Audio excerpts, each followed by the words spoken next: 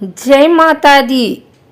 आइए सुनते हैं बैसाख मास में सुनी जाने वाली धरती माता की यह कहानी। धरती माता के व्रत व पूजन का विशेष महत्व शास्त्रों और पुराणों में वर्णित है। धरती माता का व्रत और पूजन करते समय धरती माता की कहानी सुनी जाती है।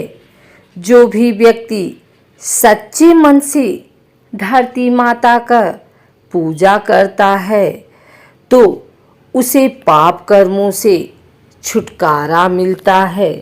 धरती माता की कहानी सुनने से व्यक्ति की सभी मनोकामनाएं पूर्ण होती हैं। प्राचीन समय की बात है। एक गांव में एक माँ और उसका बेटा बेटी रहा करते थे। माँ गरीब थी। वह मजदूरी करके अपने परिवार का पेट भरती थी। धीरे धीरे दिन गुजरते गए और बच्चे बड़े होने लगे। बेटी शादी के योग्य हो गई। तब माँ बूढ़ी हो गई। माँ ने अपने बेटे से कहा कि बेटा, तेरी बहन शादी के योग्य हो गई है, इसलिए तेरे जैसा घरवर देखकर उसकी शादी करना। ऐसा बोलकर माँ तो कुछ दिनों बाद मर गई। उसका भाई गांव-गांव में घूमा, लेकिन बहन के योग्य पति नहीं मिला। वह घूम घूम कर थक गया और एक दिन सोचने लगा कि मेरे जैसा तो इस दुनिया में कोई नहीं है, इसलिए मैं ही इससे शादी कर लेता हूँ।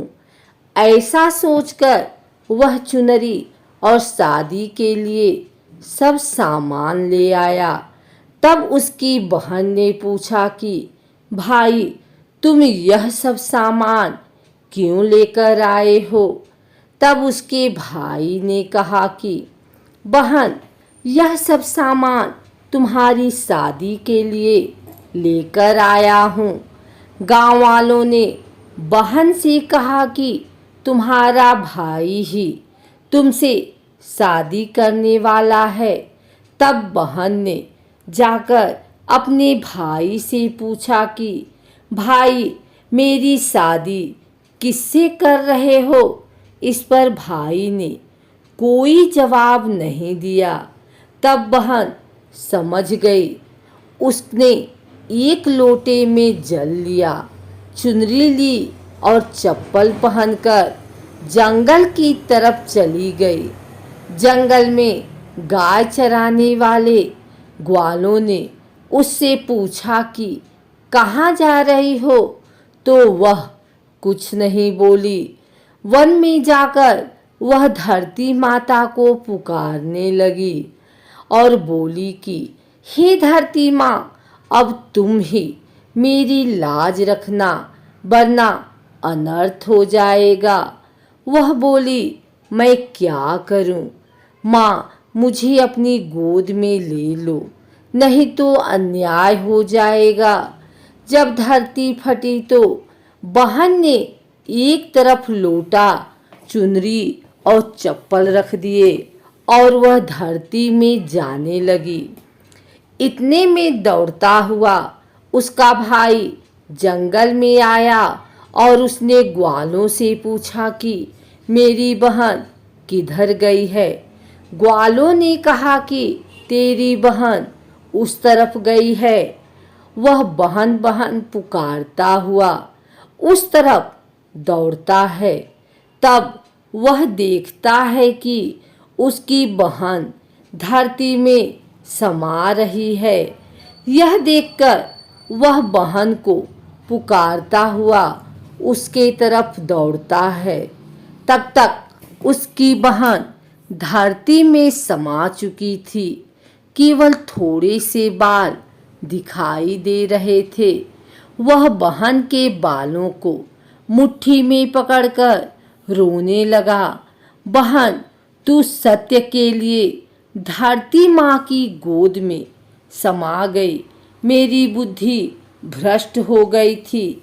माँ का वचन निभाने के लिए मेरा जैसा कोई वर नहीं मिला, इसलिए ऐसा विचार आया। ऐसा बोलकर वह जोर जोर से रोने लगा। पर धरती माँ ने सत्य के लिए बेटी को अपने में समा लिया। जो बाल बाहर थे वे ढोप बन गए। इसलिए औरतें धरती माता की कहानी सुनती हैं और चुनरी, चप्पल, लोटा, बर्तन में हरी मूंग और लड्डू कुंवारी कन्या को देती हैं।